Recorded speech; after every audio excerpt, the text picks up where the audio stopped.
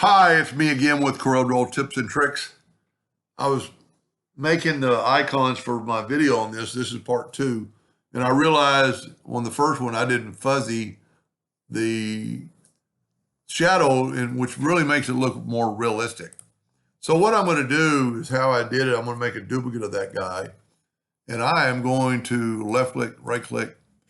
And I am going to take, and just to show you, I'm going to take a rectangle. And I'm going to hopefully fill this in. And what that did, now I'm not going to move it anymore. What that did, that gave me a solid, so I'm going to turn it into gray. Whoop, I missed my saddle. So now we have a gray looking bolt, and it's right where it was. I'm going to double click on it and move the rotation of the point of the nut or the screw. I am going to go to Object, Order, Back a Page, so it puts it behind there.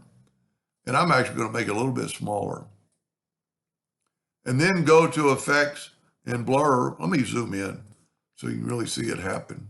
Because I think it adds to it tremendously. Blur, Gaussian blur, and move this out of the way. And you can go too far. It all depends on your liking. But you could always do that, and then you go, well, that's still too dark. You could take the transparency docker and just take a little bit of the color out. That looks pretty real.